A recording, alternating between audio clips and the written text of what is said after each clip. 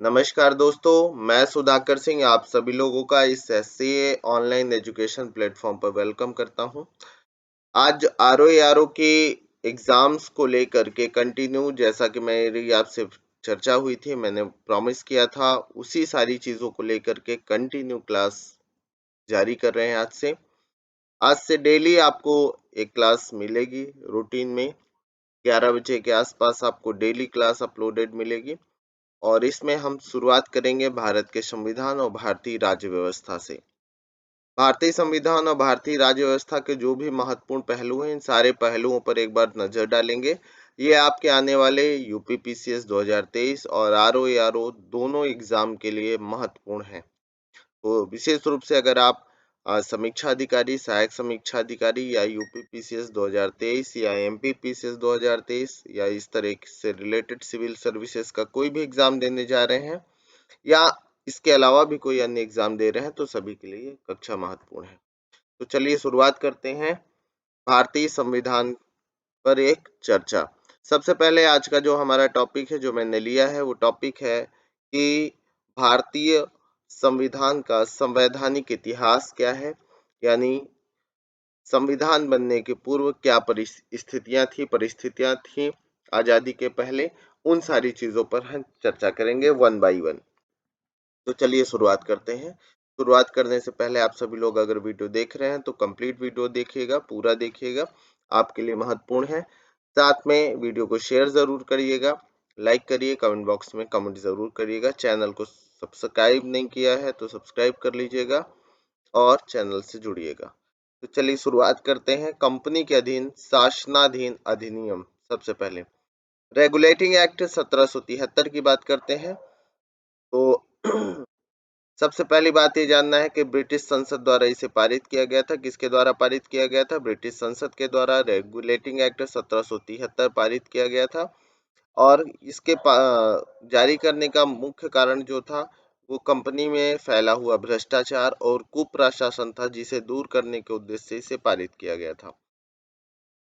इसके प्रावधान के रूप में अगर बात करें तो मद्रास प्रेसिडेंसी और बम्बई प्रेसिडेंसी को आगे चल कर के कलकत्ता यानी बंगाल प्रेसिडेंसी के अधीन कर दिया गया और बंगाल का जो गवर्नर जनरल था वह अंग्रेजी क्षेत्र का गवर्नर जनरल बन गया। यानी अगर बात किया जाए तो बंगाल के गवर्नर को गवर्नर जनरल के रूप में स्थापित कर दिया गया।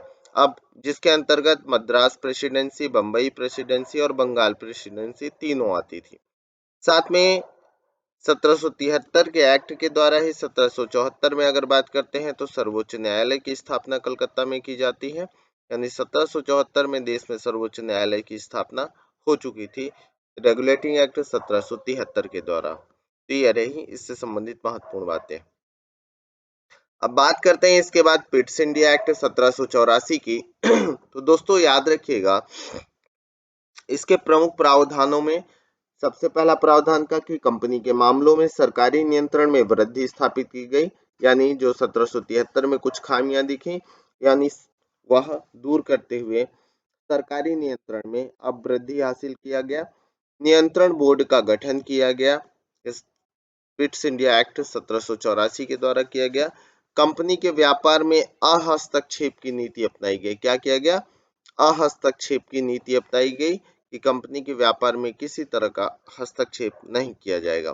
कंपनी के व्यापारिक एवं राजनीतिक कार्यों को एक दूसरे से अलग कर दिया गया। यानी कंपनी को दो कार्य मिल गए, एक राजनीतिक कार्य मिला और दूसरा अगर बात किया जाए तो उसका व्यापारिक कार्य मिला। यानी दो स्ट्रक्चर उसके बन गए।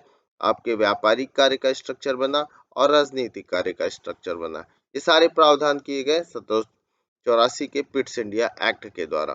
ठीक है। इसके बाद बात करते हैं 1786 का अधिनियम। 1786 के अधिनियम पर जब दोस्तों चर्चा किया जाता है तो याद रखना है, गवर्नर जनरल को विशेष परिस्थिति में अपने परिषद के निर्णय को रद्द करने तथा अपने निर्णय को लागू करने का पूरा अधिकार प्रदान कर दिया गया। यानी गवर्नर जनरल को विशेष परिस्थिति में अपने परिषद के निर्णय को रद्द करने तथा अपने निर्णय को लागू करने का पूरा अधिकार मिल गया। इसके बाद चार्टर एक्ट 1813 आता है, जिसमें सबसे बड़ी बात थी कि इस एक्ट के द्वारा 1813 के एक्ट के द्वारा कंपनी का व्यापारिक एकाधिकार जो है समाप्त हो गया। अब कंपनी को अपने ऊपर जो मोनोपोली की स्थिति थी वो समाप्त कर दिया गया और चाय और चीन के साथ व्यापार को छोड़ करके सारी चीजें प्रतिबंधित हो गईं। यानी कंपनी को अगर देखा जाए तो जो एकाधिकार था केवल चाय और चीन तक बच गया, बाकी सब ओपन कर दिया गया सभी लोगों के व्यापार के लिए। और साथ में कंपनी को अगले 20 वर्षों के लिए भारतीय प्रदेशों तथा राजस्व पर नियंत्रण का अधिकार दे दिया गया। यह हम बात कर रहे हैं 1813 की, जिसके द्वारा कंपनी को अगले 20 वर्षों के लिए, कितने वर्षों के लिए, 20 वर्षों के लिए भारतीय प्रदेशों तथा राजस्व पर नियंत्रण का अधिकार प्राप्त हो गया। यह भी ध्यान रखना है कि कंपनी को अगले 20 वर्षों के लिए भारतीय प्रदेशों तथा राजस्व पर नियंत्रण का अधिकार प्राप्त हो गया। प्रथम बार शिक्षा पर खर्च करने की बात किया गया और कहा गया कि प्रति वर्ष 1 लाख रुपए खर्च किया जाएगा एजुकेशन पर भारत में। तो पहली बार 1813 के एक्ट में ही अगर बात किया जाए चार्टर एक्ट में आपके शिक्षा पर खर्च की भी बात की गई, जिसे आप सभी लोग ध्यान रखेंगे। इसके बाद चार्टर एक्ट 1833 की बात करते हैं। चार्टर एक्ट 1833 में कंपनी के सभी वाणिज्यिक अधिकार समाप्त हो गए, यानी सारे व्यापारिक अधिकार समाप्त कर दिए गए कंपनी के। अब कंपनी को व्यापारिक अधिकार नहीं मिले थे, कंपनी को केवल राजनीतिक कार्य करने का प्रावधान दे दिया गया। क्या कर दिया गया? केवल राजनीतिक कार्य करने का प्रावधान दे दिया गया 1833 में। जबकि 13 में आप देख रहे हैं कि चाय और चीन के व्यापार को छोड़ करके बाकी सभी व्यापार को ओपन कर दिया गया था, खुला छोड़ दिया गया था। इसमें क्या किया गया कि आपकी कंपनी को केवल राजनीतिक कार्य सौंपने का प्रावधान कर दिया गया, व्यापारिक वाणिज्यिक कार्य इसके अधिकार समाप्त कर दिए गए। बंगाल का जो गवर्नर जनरल था अब भारत का गवर्नर जनरल हो गया। सबसे बड़ी बात है, महत्वपूर्ण बात है कि जो बंगाल का गवर्नर जनरल था वो कहाँ का गवर्नर जनरल बन गया? भारत का गवर्नर जनरल बन गया। और यह 1833 की कहानी है। कानून बनाने के लिए गवर्नर जनरल की परिषद में एक कानूनी सदस्य सम्मिलित कर दिया गया। अब सबसे बड़ी बात है कि जो गवर्नर जनरल था उस गवर्नर जनरल की परिषद में एक कानूनी सदस्य नियुक्त कर दिया गया जो कानून बनाने के लिए सलाह देगा या चीजें डिसाइड करेगा। मैकाले सर्वप्रथम विधि सदस्य के रूप में नियुक्त हुआ। कौन? मैकाले जो है सबसे पहली बार विधि सदस्य या कानूनी सदस्य के रूप में नियुक्त हुआ था। कौन? मैकाले। ये भी ध्यान रखेंगे। ये 1833 के चार्टर एक्ट के बाद चार्टर एक्ट 1853 आता है। अब 1853 के चार्टर एक्ट की अगर बात करते हैं तो आप सभी ध्यान रखेंगे कि इसमें नियंत्रण बोर्ड और उसके अन्य पदाधिकारियों के वेतन निश्चित किए गए। 1853 के चार्टर एक्ट में क्या हुआ दोस्तों कि नियंत्रण बोर्ड और उसके अन्य पदाधिकारियों के वेतन निर्धारित हो गए और यह निश्चित हुआ कि सरकार द्वारा होगा। यानी अब पदाधिकारियों का वेतन कौन निश्चित करेगा? सरकार। और धन कौन देगी? कंपनी देगी। सरकार निश्चित करेगी, कंपनी धन देगी। डायरेक्टरों की जो संख्या थी वो 24 से घटाकर 18 कर दी गई। 53 की बात कर रहे हैं, याद रखिएगा। जो डायरेक्टर्स की संख्या थी वो 24 से घटा करके 18 कर दिए गए। 6 क्राउन द्वारा मनोनीत किए गए। ठीक है, इसकी संख्या 24 से घटकर 18 हो गई और 6 क्राउन द्वारा मनोनीत हुए। यह 1853 के चार्टर एक्ट में हुआ। इसके बाद आप सभी लोगों को पता है कि 1857 की क्रांति होती है। 1857 की क्रांति में काफी समस्याएं देखने को मिलती हैं। उन समस्याओं के बाद भारत सरकार अधिनियम आपका 1858 आया। क्या आया? भारत सरकार अधिनियम 1858।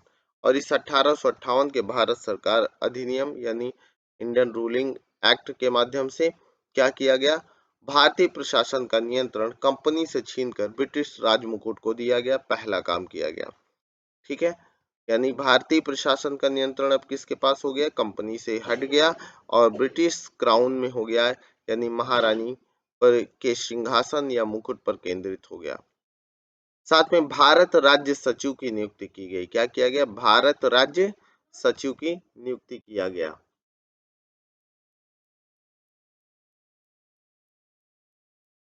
तो आप सभी लोग ये भी ध्यान रखेंगे कि इसके द्वारा भारत राज्य सचिव की भी नियुक्ति किया गया। Board of director, board of control, दोनों के समस्त अधिकार भारत राज्य सचिव को दे दिया गया। यानी जो इससे पहले बोर्ड ऑफ डायरेक्टर और बोर्ड ऑफ कंट्रोल था, इन दोनों के अधिकार अब भारत राज्य सचिव को मिल गया। ठीक है, ध्यान रखिएगा। इसके बाद भारत के गवर्नर जनरल का नया नाम वायसराय कर दिया गया। कब? 1858 में। अब कौन हो गया? पहले गवर्नर था, फिर गवर्नर जनरल हुआ, अब फिर उसके बाद भारत का गवर्नर जनरल हुआ। अब उसे नाम दिया गया 1858 में वायसराय। और भारत में ब्रिटिश क्राउन का प्रत्यक्ष प्रतिनिधि बन गया वो। यानी ब्रिटिश क्राउन ताज का डायरेक्ट वो प्रतिनिधित्व करने लगा। 1858 में ये काम किया गया। यानी कुल मिलाकर के 3 काम हुए। भारतीय प्रशासन का नियंत्रण ब्रिटिश क्राउन में गया, भारत के राज्य सचिव की नियुक्ति की गई जिसके पास बोर्ड ऑफ डायरेक्टर और बोर्ड ऑफ कंट्रोल दोनों की शक्तियां आई, और भारत का गवर्नर जनरल अब वायसराय के रूप में नियुक्त कर दिया गया। यह 1858 का नियम रहा। 1858 के अधिनियम के बाद भारतीय परिषद अधिनियम 1861 आता है। और भारतीय परिषद अधिनियम 1861 की अगर बात करें तो वायसराय को आपातकाल में अध्यादेश जारी करने की शक्ति दी गई। क्या किया गया? वायसराय को आपातकाल में अध्यादेश जारी करने की शक्ति दी गई, और अध्यादेश लागू रहने की अधिकतम अवधि 6 माह हो गई। यानी कुल मिलाकर के हमारे देश में अगर अध्यादेश की बात किया जाए तो अध्यादेश यहीं से शुरू होता है, याद रखिएगा, 1861 में। ठीक है, तो अध्यादेश लागू करने की अधिकतम अवधि 6 माह की गई। परिषद को कानून बनाने की शक्ति प्रदान की गई। लॉर्ड कैनिंग विभागीय प्रणाली में नियुक्त हुए। यानी परिषदीय कानून बनाने की शक्ति हुई और लॉर्ड कैनिंग विभागीय प्रणाली में नियुक्त हुए। वायसराय की कार्यकारी परिषद का विस्तार किया गया। बंबई तथा मद्रास प्रांतों को फिर से कुछ अधिकार दिए गए और अपने लिए कानून बनाने का, संशोधन करने का ये सारा अधिकार उसको मिल गया। मुंबई तथा मद्रास को, जो अभी तक बंगाल के अधीन था, अब उसे कानून बनाने और संशोधन करने का अधिकार प्राप्त हो गया। कब? 1861 के इस अधिनियम के द्वारा, भारतीय परिषद अधिनियम के द्वारा, ध्यान रखेंगे। ठीक है, इसके बाद बात करते हैं भारतीय परिषद अधिनियम 1892। क्या? भारतीय परिषद अधिनियम 1892। बात करते हैं भारतीय परिषद अधिनियम 1892 की। इसके द्वारा विधान परिषद के सदस्यों को बजट पर अपने विचार प्रकट करने का अधिकार दिया गया। सार्वजनिक हित के मामले में विधानमंडल के सदस्यों को 6 दिन की पूर्व सूचना देकर प्रश्न पूछने का अधिकार मिल गया। और सीमित अर्थों में निर्वाचन पद्धति आरंभ कर दी गई। ठीक है, तो पहली बार सीमित अर्थों में निर्वाचन पद्धति कब आरंभ की गई? भारतीय परिषद अधिनियम 1892 के द्वारा। कब प्रश्न पूछने का अधिकार मिला विधानमंडल को? तो इसी के द्वारा। और विधान परिषद के सदस्यों को बजट पर अपने विचार प्रकट करने का अधिकार भी 1892 की भारतीय परिषद अधिनियम के द्वारा मिला। ध्यान रखेंगे आप सभी। इसके बाद बात करते हैं भारतीय परिषद अधिनियम 1909, जिसे मार्ले मिंटो सुधार 1909 के रूप में भी जाना जाता है। सबसे पहली बार सांप्रदायिक प्रतिनिधित्व व्यवस्था इसी के द्वारा की गई, और केंद्रीय विधानमंडल के सदस्यों को बजट पर मत देने का अधिकार नहीं दिया गया। अब ध्यान से सुनिए, केंद्रीय विधानमंडल के सदस्यों को बजट पर मत देने का अधिकार इसके द्वारा नहीं दिया गया है, केवल चर्चा का अधिकार दिया गया। और सांप्रदायिक प्रतिनिधित्व की व्यवस्था पहली बार 1909 में ही इस भारतीय परिषद अधिनियम 1909 यानी मार्ले मिंटो सुधार द्वारा की गई। इसके बाद भारतीय परिषद अधिनियम 1909 के बारे में प्रसिद्ध कथन देखते हैं। गांधी जी ने कहा, इस एक्ट ने हमारा सर्वनाश कर दिया। रैमजे मैकडॉनल्ड ने कहा, ये सुधार प्रजातंत्रवाद और नौकरशाही के मध्य एक अधूरा और अल्पकालीन समझौता है। ठीक है, ये सुधार प्रजातंत्रवाद और नौकरशाही के मध्य एक अधूरा और अल्पकालीन समझौता है, ये रैमजे मैकडॉनल्ड कहते हैं। गांधी जी ने कहा, इस एक्ट ने हम तो हमारा सर्वनाश ही कर दिया। इसके बाद भारत सरकार अधिनियम 1919 की बात कर लेते हैं, जिसे मांटेग्यू चेम्सफोर्ड सुधार भी कहते हैं। क्या कहते हैं? मांटेग्यू चेम्सफोर्ड सुधार के नाम से जाना जाता है, ये भी ध्यान रखेंगे आप सभी लोग। इसके बाद इसके द्वारा ही प्रांतों में द्वैध शासन का प्रारंभ हुआ। क्या हुआ? प्रांतों में द्वैध शासन प्रारंभ किया गया और पहली बार उत्तरदायी शासन शब्दों का स्पष्ट प्रयोग किया गया। पहली बार क्या किया गया? उत्तरदायी शासन शब्दों का स्पष्ट प्रयोग यहीं पर दिखाई देता है 1919 के भारत शासन अधिनियम या भारत सरकार अधिनियम 1919 में। पहली बार उत्तरदायी शासन शब्दों का स्पष्ट प्रयोग हुआ। प्रांतीय विषय दो भागों में बंट गए, आरक्षित और हस्तांतरित। यानी प्रांतीय विषयों को आरक्षित और हस्तांतरित दो श्रेणियों में 1919 के एक्ट के द्वारा ही विभाजित किया गया। अधिनियम का आधार मॉन्टेग्यू चेम्सफोर्ड की रिपोर्ट को ही माना गया, इसीलिए मॉन्टेग्यू चेम्सफोर्ड सुधार या रिपोर्ट के रूप में भी इसे जाना गया है, ध्यान रखिए। इसके बाद भारत सरकार अधिनियम 1935 है जो सबसे महत्वपूर्ण है। आपके संविधान में सर्वाधिक छाप इसी की है, ध्यान रखिएगा। सर्वाधिक आर्टिकल, सर्वाधिक प्रावधान सब यहीं से लिए गए हैं भारत सरकार अधिनियम 1935 के द्वारा, ये भी आप सभी ध्यान रखेंगे। इसके प्रावधानों में सबसे बड़ी बात है कि संघीय लोक सेवा आयोग की बात किया गया, गठन की बात किया गया, अखिल भारतीय संघ की स्थापना की गई। द्वैध शासन की अगर बात करते हैं तो प्रांतों से समाप्त हो गया द्वैध शासन और केंद्र में लागू हो गया। यानी द्वैध शासन प्रांतों में समाप्त होता है, इसके द्वारा केंद्र में लागू होता है।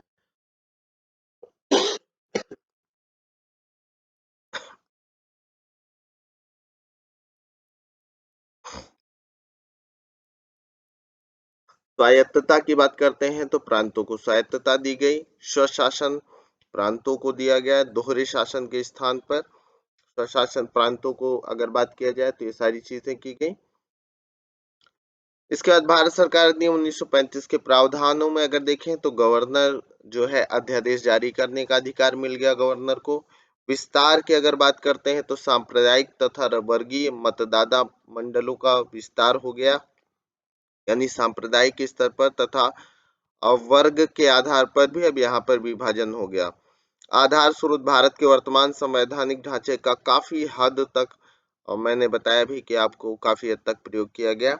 वर्तमान में सर्वाधिक चीजें यहीं से ली गई हैं। द्विसदनीय केंद्रीय विधानमंडल की भी व्यवस्था यहीं पर किया गया 1935 के द्वारा ही भारत शासन अधिनियम में, जो आज लोकसभा या राज्यसभा के रूप में जाना जाता है। ठीक है, ये भी ध्यान रखिएगा कि आज जो लोकसभा है और राज्यसभा है। शक्तियों का विभाजन केंद्र एवं प्रांतों में किया गया। केंद्र और प्रांतों में शक्तियों का विभाजन है। आज भी आप जानते हैं कि शक्तियों का विभाजन हमारे यहाँ काम करता है राज्य सूची, संघ सूची और समवर्ती सूची के रूप में तीन प्रावधान आपको मिलते हैं। फेडरल न्यायालय की स्थापना 1937 में ही की गई। क्या किया गया? फेडरल न्यायालय की स्थापना 1937 में की गई। साथ में जवाहरलाल नेहरू ने क्या कहा कि एक कार जिसमें ब्रेक तो है पर इंजन नहीं है, इस 1935 के भारत शासन अधिनियम को कहा कि ऐसी कार है यह जिसमें ब्रेक तो है पर इंजन नहीं है। इसे गुलामी का अधिकार कहा, दासता का आज्ञा पत्र कहा 1935 के ही अधिनियम को। इसने जवाहरलाल नेहरू ने गुलामी का अधिकार, रास्ता का आज्ञा पत्र, ये सब उन्होंने कहा। अनुदेश राज्य की नीति के निर्देशक तत्व के रूप में समाविष्ट है, जो आज की चीजें हैं इसमें दिखाई देती हैं। भारत के संविधान में वर्ष 1950 में जो इसे अडॉप्ट किया गया। सबसे बड़ी बात थी कांग्रेस के लखनऊ अधिवेशन 1936 में भारत सरकार अधिनियम 1935 अस्वीकृत कर दिया गया। यानी कांग्रेस के लखनऊ अधिवेशन 1936 में भारत सरकार अधिनियम 1935 को अस्वीकृत कर दिया गया था। इसके बाद बात करते हैं भारत स्वतंत्रता अधिनियम 1947, इसकी बात कर लेते हैं। अब स्वतंत्रता अधिनियम 1947 की अगर बात किया जाए तो अविभाजित भारत का विभाजन कर भारत एवं पाकिस्तान दो स्वतंत्र अधिराज्यों की स्थापना की बात किया गया 1947 में। 15 अगस्त 1947 से भारतीय रियासतों पर ब्रिटिश संप्रभुता की समाप्ति की घोषणा की गई। दोनों अधिराज्यों की संविधान निर्मात्री सभा को संविधान बनाने का अधिकार मिल गया। दोनों अधिराज्यों को ब्रिटिश राष्ट्रमंडल से अलग होने की स्वतंत्रता मिल गई। भारत का राज्य सचिव पद समाप्त हो गया। ये दोनों सारी चीजें क्या किया गया? आपका भारत भारत के आपके स्वतंत्रता अधिनियम 1947 के द्वारा ये सारे प्रावधान किए गए।